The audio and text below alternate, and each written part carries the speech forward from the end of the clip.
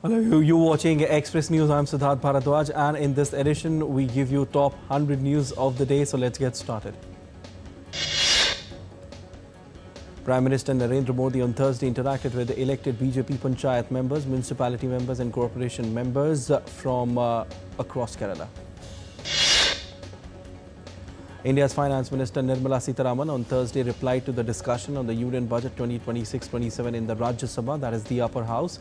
She said the budget has been designed keeping in mind the vision of a developed India over the next 2 decades while strengthening a resilient and self-reliant nation. During the question hour in Rajya Sabha, Union Minister Jitendra Singh noted that the recent nuclear sector reforms, including measures under the Sustainable Harnessing and Advancement of Nuclear Energy for Transforming India Shanti Act, will accelerate the development of rare earth elements in the country. Minister of Communication Jyotiraditya Scindia during the question hour informed that BharatNet has been transformative in providing internet to every citizen of the country. Lower House of the Parliament or Lok Sabha passed the Industrial Relations Code Amendment Bill 2026 moved by Union Labour Minister Mansukh Mandavia on Thursday. This bill guarantees the provision of appointment letters to the youth. In a weekly press briefing, India's External Affairs Ministry announced that Brazilian President Luiz Inácio Lula da Silva will be paying a state visit to India from 18 to 22nd of this month to participate in the upcoming AI Summit. MEA spokesperson Randeep Jaiswal said that India stands for a free, fair, inclusive and credible elections in Bangladesh. MEA spokesperson added that India received an invitation from the United States to join the Board of Peace and is reviewing it. Commenting on the recent revisions made to the White House fact sheet for the India-US joint statement on the framework for an interim agreement, the MEA spokesperson said that the amendments made reflect shared understandings of both countries. India's Trade and Commerce Minister Piyush Goyal said that around 90% to 95% of farm products produced in India have been left out of the interim agreement with the US, in which the interests of farmers have been protected. India's Defence Acquisition Council, under the chairmanship of Defence Minister Rajnath Singh, has cleared the various proposals of the services at an estimated value of about Rs 3.6 lakh crore. Addressing the Bharat Board and AI conclave in New Delhi, Education Minister Dharmendra Pradhan said the government is actively strengthening the integration of artificial intelligence in the education sector. India AI, in collaboration with Intel India, is set to attempt an official Guinness World Records title for the most participants in an AI Responsibility Pledge campaign. Initiative aims to promote ethical, responsible and human-centric use of artificial intelligence. Speaking on the initiative, UN80, India's permanent representative to the UNP, Harish, said real and meaningful reform of the Security Council is necessary to make it relevant, contemporary, credible and effective. The United Nations is marking its 80th anniversary throughout 2025 and into 2026, celebrating 8 decades of promoting peace, human rights and development since its founding in 1945. India remembers Swami Dayanand Saraswati, founder of Arya Samaj, on his birth anniversary. He devoted his life to reviving Vedic knowledge and promoting education and social reforms based on truth and equality. Prime Minister Narendra Modi paid heartfelt and respectful tributes to Swami Dayanand Saraswati on his birth anniversary. In a post, he wrote that Swami Dayanand made unparalleled contributions not only in promoting education but also in enriching Indian culture and tradition. Former Doordarshan News reader Sarla Maheshwari, one of the most recognized faces of TV news in 1980s and 1990s, passed away in Delhi on Thursday at the age of 71. India recorded a manufacturing output growth of 1.3% in the third quarter of calendar year 2025, while global manufacturing output expanded more modestly by 0.7% during the same period. As per SBI research report, India's trade surplus with the United States could exceed $90 billion annually. This growth has been driven by rising exports and higher import potential. Indian equity markets ended lower on Thursday. Nifty was down 146.65 points at 25,807.2 points. At close, the Sensex was down 558.72 points at 83,674.92. Indian rupee ended at 90.6 per dollar on Thursday. Gold futures maturing on 2nd of April was priced at 1,58,000 rupees per 10 grams on the multi-commodity exchange. Silver futures for 5th of March maturity stood at 2,59,750 rupees per kilograms on the MCX. The Brent oil futures is priced at $69.08 US per barrel on Thursday. Instagram chief Adam Mosseri told a California court that social media use should not be equated with clinical addiction during a trial on alleged harm to children. The Kremlin announced that Russia has fully blocked Meta-owned messaging app WhatsApp, citing non-compliance with local laws, and is urging citizens to switch to a state-backed messenger called Max. Brazil has ordered X to stop its Grok chatbot from generating sexually explicit images, giving the platform 5 days to comply or face fines. Britain's economy grew just 0.1% in the October-December quarter of 2025, below expectations, official data showed on Thursday.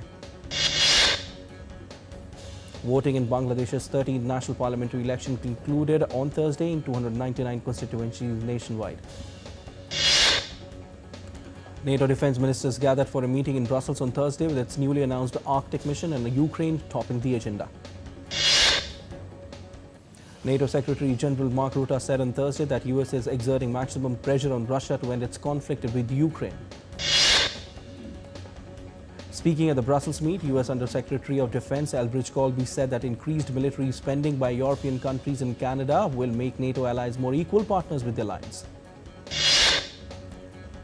US President Donald Trump said on Wednesday that he pressed Israeli Prime Minister Benjamin Netanyahu to continue diplomatic talks with Iran over its nuclear program.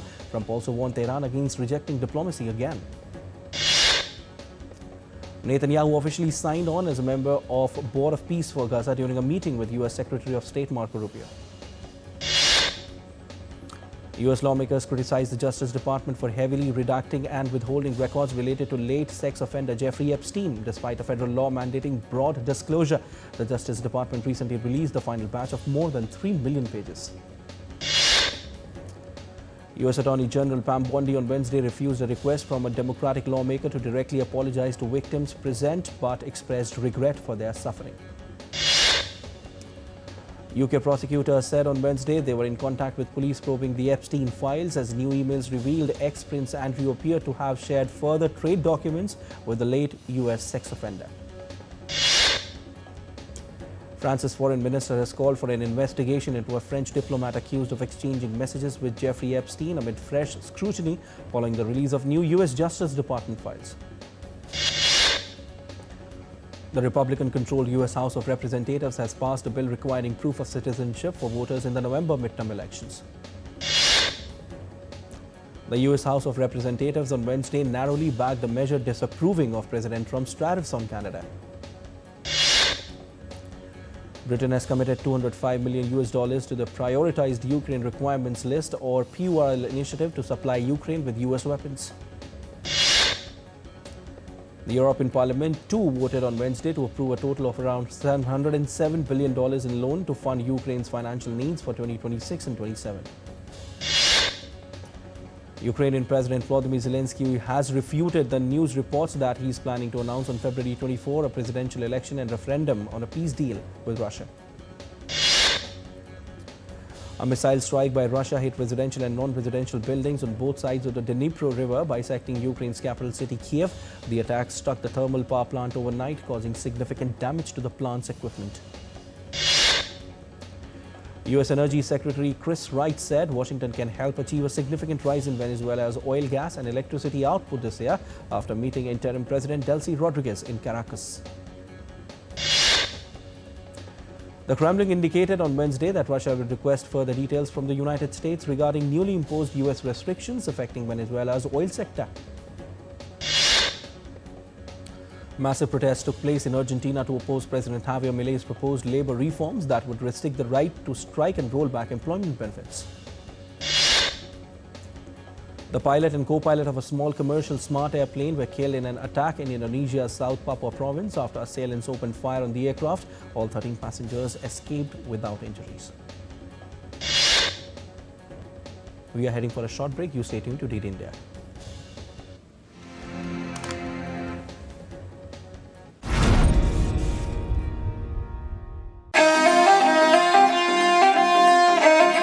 Always welcoming, The vibe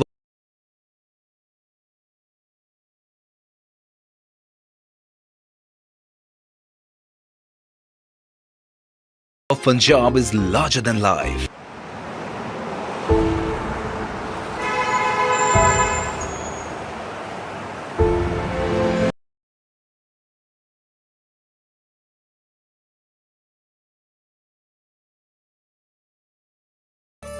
Welcome.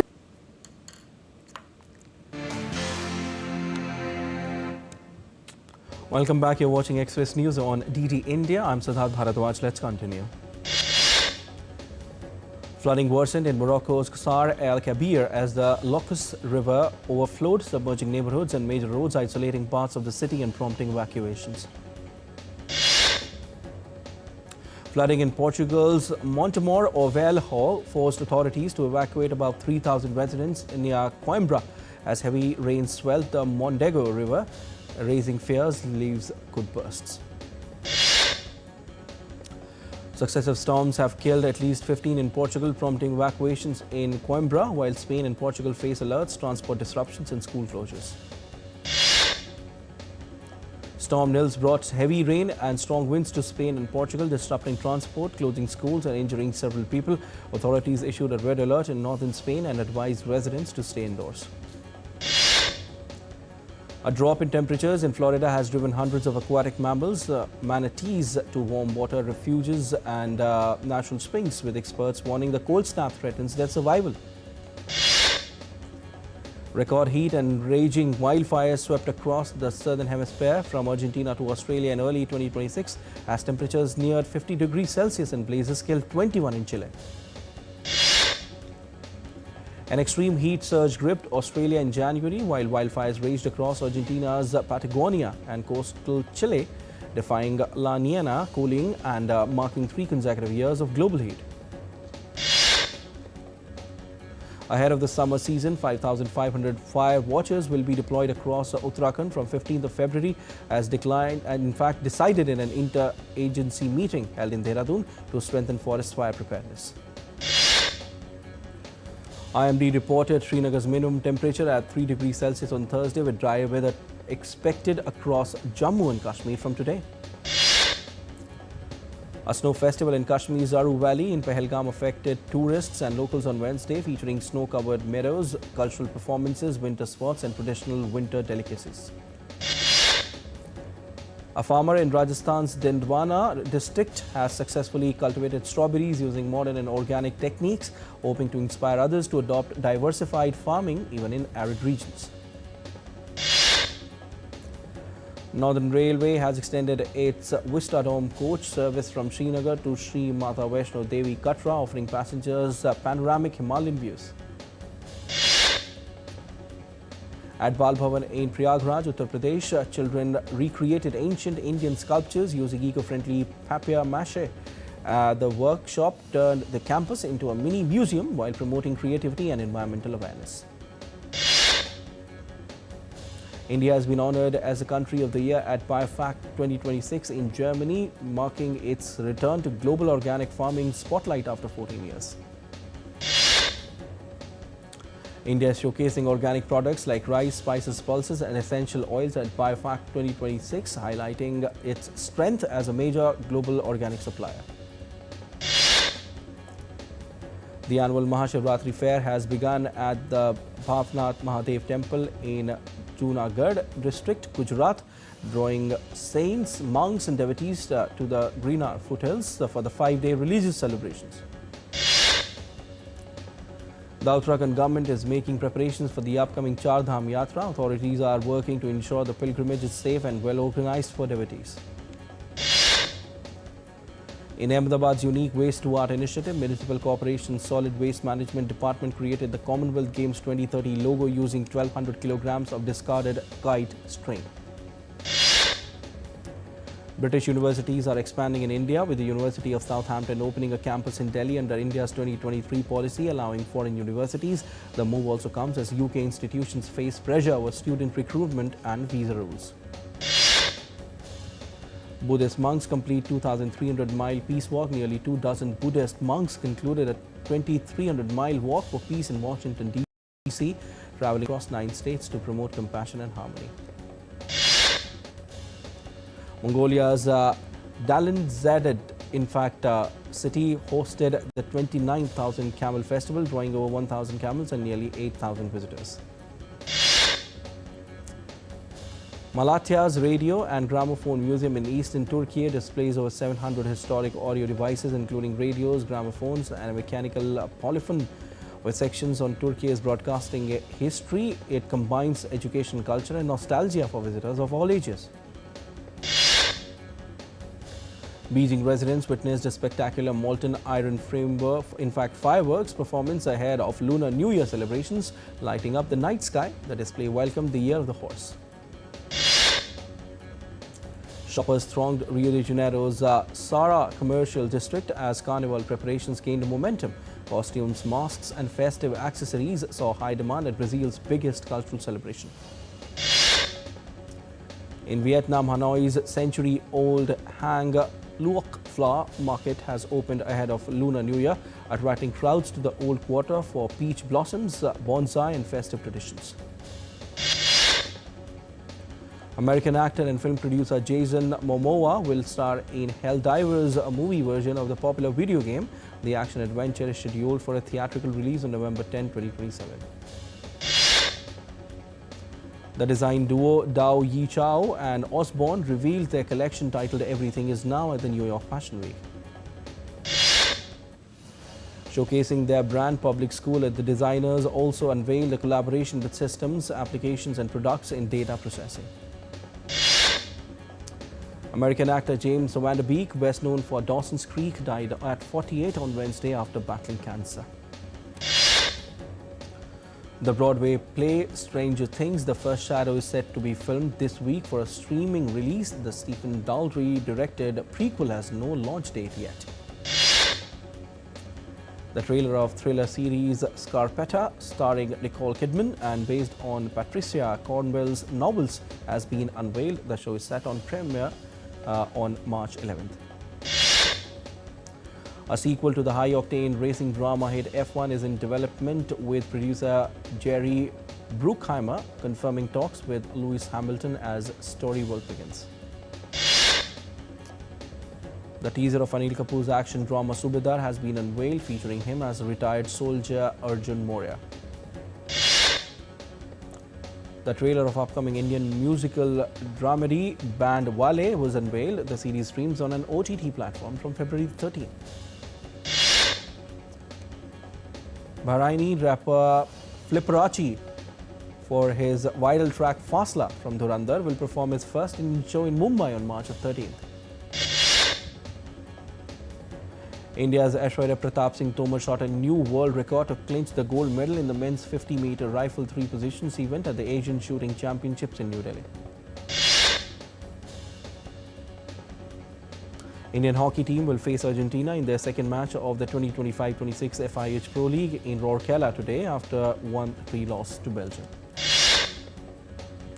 Captain Dasun Shanaka hammered the fastest half-century by Sri Lankan in T20 internationals as the co-hosts thrashed Oman by 105 runs at the World Cup in Pallekele for their second win. Skipper Mitchell Marsh's fitness will be watched closely as an injury hit Australia try to ward off a tricky Zimbabwe in the T20 World Cup encounter in Colombo on Friday.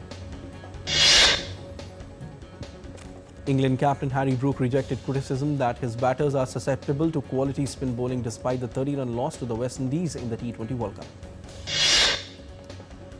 Veteran Afghan all-rounder Mohammad Nabi has been fined 15% of his match fees for disobeying the umpire's decision during his team's loss to South Africa on Wednesday. 24-time Grand Slam champion Novak Djokovic has pulled out of the next week's Doha Open event due to fatigue. 40-year-old Stan Wawrinka beat 17-year-old Bouchard in Rotterdam in match featuring one of the biggest age gaps in ATP history. Alina Rybakina is pitted against Victoria Mboko of Canada in the quarterfinal of the Qatar Open today. The International Tennis Hall of Fame said that Roger Federer's induction ceremony sold out in 2 minutes. He will be inducted in Newport on 29th of August. Ticket prices for the 2026 World Cup have skyrocketed on FIFA's official resale platform, with ticket prices for many matches listed several times of their face value. Inter Miami's Lionel Messi has strained his left hamstring and could be unavailable for team's opening match on 21st of February. Liverpool secure a valuable 1-0 win against Sunderland in Premier League, ending their season-long unbeaten home record. Mohamed Salah assisted in the lone goal for Liverpool as he equals Steven Gerrard's record of 92 assists at the club, in fact. Manchester City swept to a comfortable 3-0 home win to Fulham to close the gap on Arsenal at the top of the Premier League table to 3 points. That's it in this edition of Express News. News and updates will continue on DD India. You stay tuned.